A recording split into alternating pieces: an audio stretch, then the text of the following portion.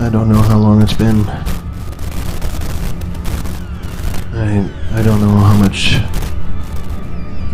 time would have passed between the last time we spoke and now. I feel like 3 lifetimes have happened since then. Maybe I should say that I'm on the 7th version now, but I'm not. This is still Independent Librarian Dynamic, Sean Kennedy VI. Broadcasting in Queen's English from sometime after now. If I remember correctly, you're listening to episode number 732.653.663.398.36.10. Or 10 if you want to be really accurate.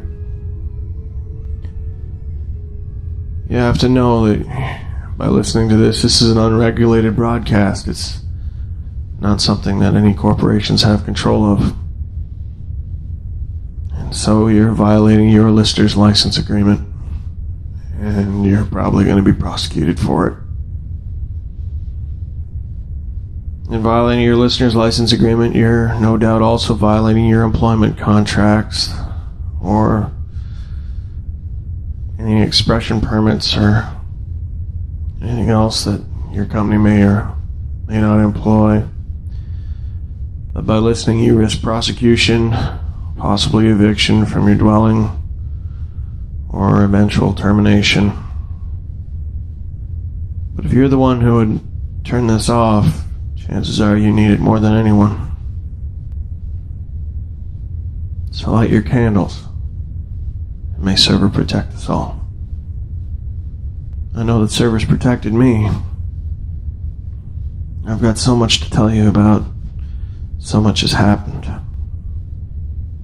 I just hope I can remember it all, and I hope I get it all right. Fate is a funny thing, you know.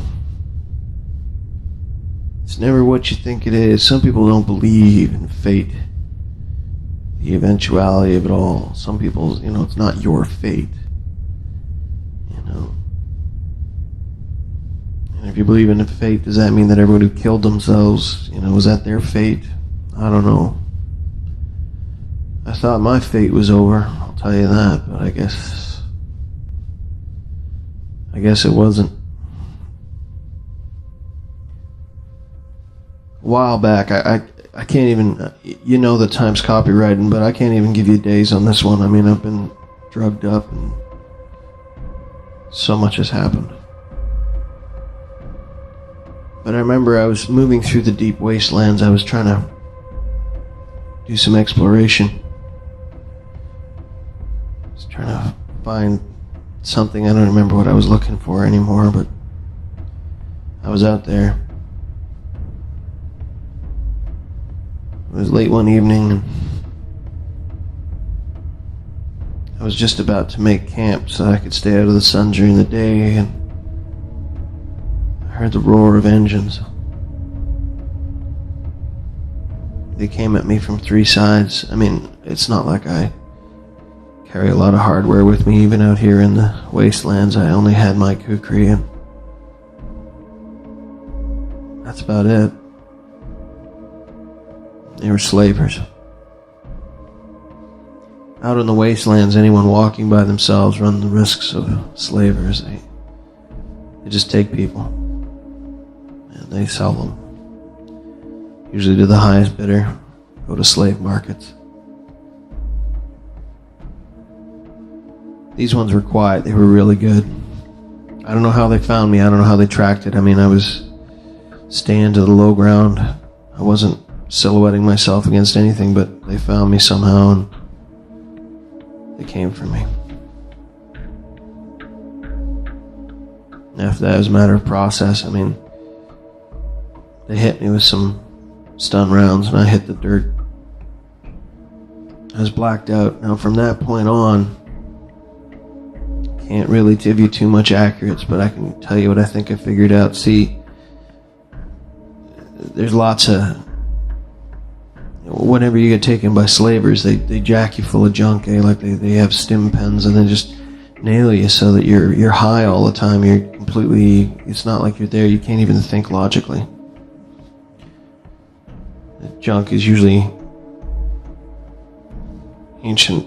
What used to be street drugs, and now street drugs have evolved, so things like heroin, morphine, things like that, they pump you so full of this crap your teeth itch. I stripped of all my gear. I know that's standard practice. They stripped all my gear off. They stripped all my recording equipment. They stripped the head cam I got in the sticks. Everything was gone. And I remember becoming vaguely conscious in some kind of a steel box. It was a van of some kind the slavers used. It was unbelievably hot. The sun would beat down. They'd drive all day just looking for fresh meat. I was one of the first ones they got. When I came out of it, again, there was a young girl in the box with me. She'd been caught.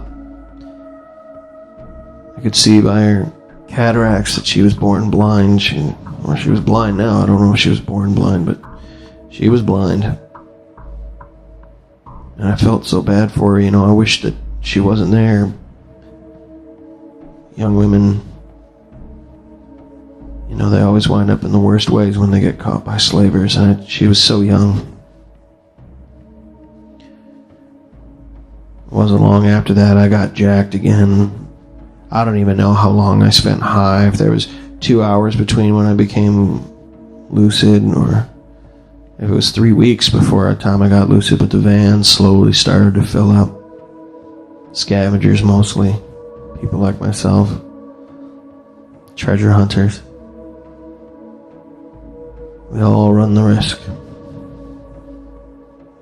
Slavers have their problems too, because they gotta steer clear of soldiers. You really don't want to see what happens when soldiers get a hold of slavers. I mean, they kill everything. You got to make sure also that you don't try to capture a soldier if you're a slaver.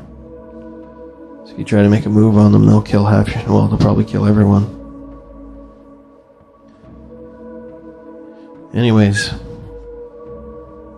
we wound up and made it to just a tent bazaar. It was some preordained thing by the slavers. I mean, this is invite only, need to know kind of stuff. I remember getting dragged out of the box, the van.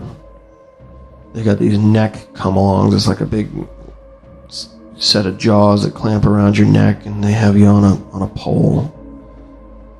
They moved me naked up on top of the block. A little girl was brought up there with me. She went first. There's a flesh merchant who was trying to buy her. But there's someone off to the right. I remember the way he's dressed. He looked like some kind of a talent scout. Talent scouts are, they're pretty loathsome. They find young women. Because even now, the young woman who you can do what you want with is very, very handy to have. So, pays good money. And to be out here in the wastelands, it's one of the few places you could get them without records.